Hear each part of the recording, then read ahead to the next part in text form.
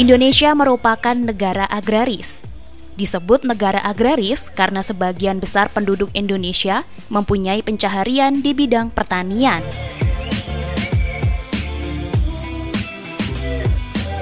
Komoditas pertanian dapat tumbuh subur apabila mendapatkan pengairan yang cukup. Sebagai salah satu faktor penentu suksesnya pertanian, irigasi menjadi hal penting yang harus diperhatikan. Irigasi merupakan usaha atau kegiatan yang dilakukan untuk mendapatkan air guna keperluan pertanian. Usaha yang dilakukan dapat meliputi perencanaan, pembuatan, pengelolaan, serta pemeliharaan sarana untuk mengalirkan air tersebut secara teratur.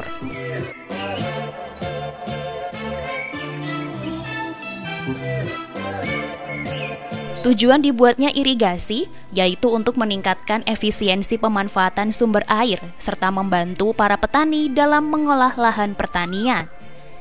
Irigasi bermanfaat untuk mendukung produktivitas usaha tani guna meningkatkan produksi pertanian dalam rangka ketahanan pangan nasional dan kesejahteraan masyarakat.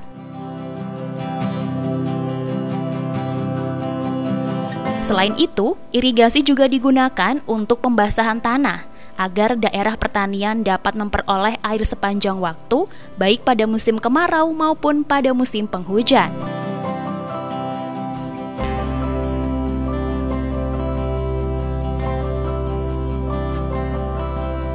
Salah satu cara yang dilakukan dalam pembuatan irigasi adalah dengan membendung sumber air, seperti yang dibangun oleh Kementerian Pekerjaan Umum dan Perumahan Rakyat atau PUPR, yaitu Bendungan Kamijoro di Kabupaten Bantul dan Bendungan Sapon yang terletak di Kabupaten Kulon Progo, Yogyakarta.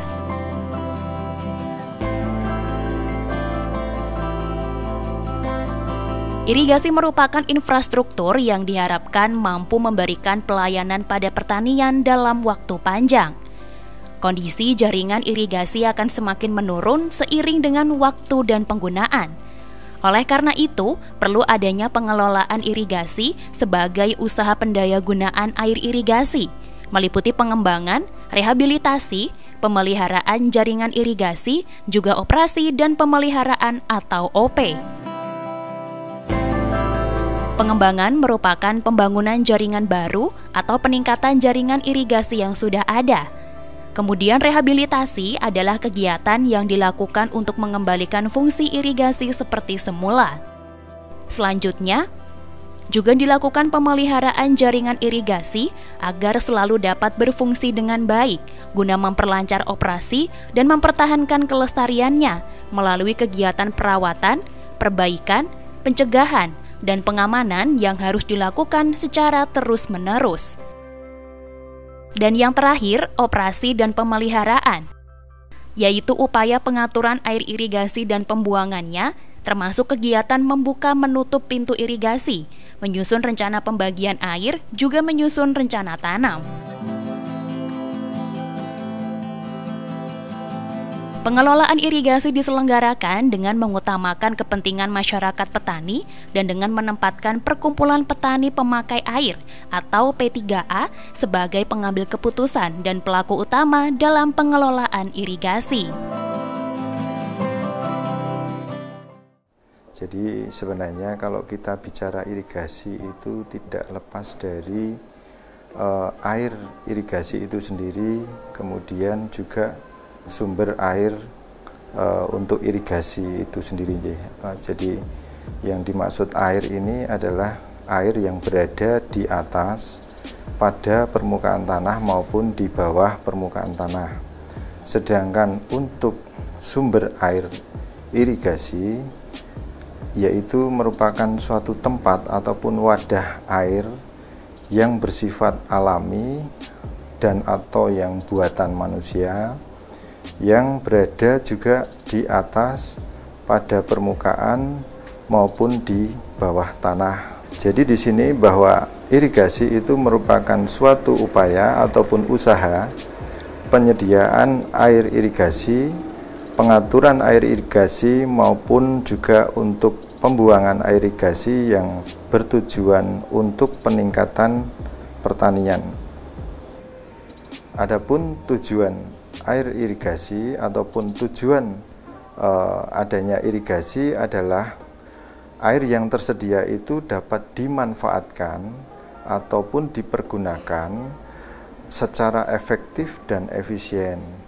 Kemudian air yang tersedia itu juga dapat dibagi secara adil dan merata, serta air tersebut itu bisa diberikan ke petak-petak tersier yang ada di hilir secara tepat cara, tepat waktu, dan juga tepat jumlah, sehingga tidak ada istilah nanti kelebihan air pada petak-petak tersier. Sedangkan manfaat ataupun fungsi irigasi itu sendiri yaitu mendukung produktivitas pertanian ataupun usaha tani guna meningkatkan produksi pertanian dalam rangka mendukung ketahanan pangan serta untuk kesejahteraan masyarakat. Dalam hal ini khususnya adalah petani. Untuk target yang diharapkan sebenarnya bahwa kita harus bisa untuk memberikan suatu layanan air irigasi pada lahan pertanian yang ada di kewenangan Pemda DIY. Dalam hal ini pada daerah-daerah irigasi yang berjumlah 41 daerah irigasi kewenangan Pemda DIY. Adapun sesuai RPJMD 2017 sampai 2022 bahwa untuk target di 2020 bahwa penilaian kinerja daerah irigasi harus mencapai 77,82%. Namun dikarenakan ada kondisi dalam hal ini adalah pandemi COVID, sehingga ada suatu review di mana target tersebut diturunkan menjadi 72,98%. Dan mengapa diturunkan? Karena beberapa kegiatan kita dialihkan untuk penanganan COVID-19. Jadi kalau sebagian besar memang yaitu menggunakan irigasi permukaan, artinya menggunakan air permukaan, yaitu salah satunya melalui sungai. Air permukaan itu juga bisa melalui mata air. Namun dalam hal ini kita yang mempunyai irigasi teknis, di mana irigasi kita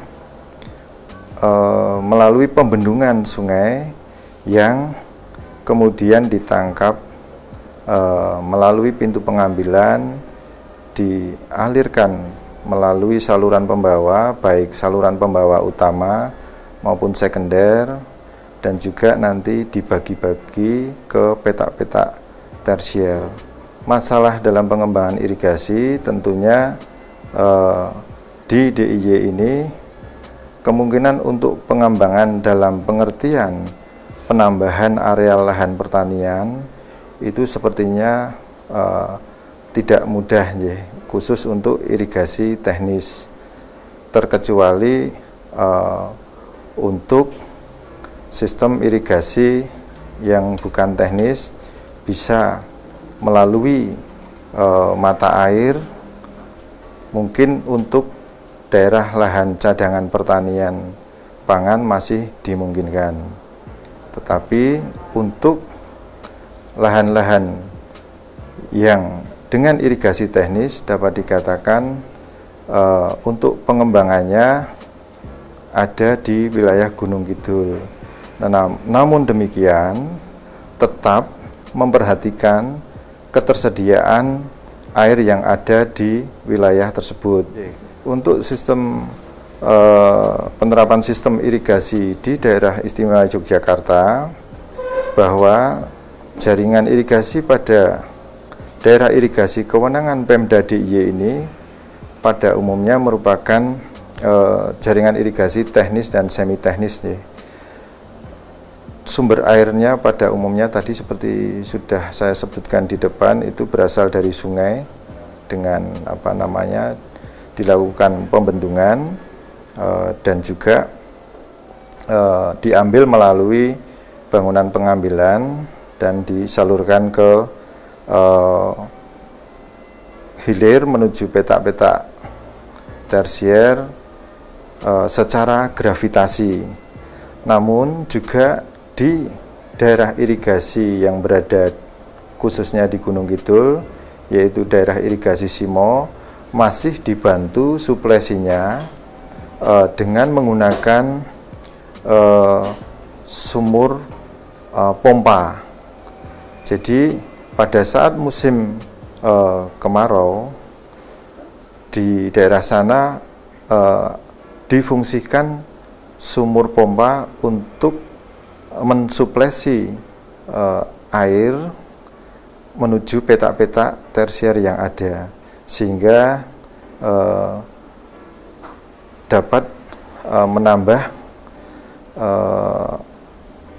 produktivitas atau menunjang produktivitas usaha tani yang ada di sana.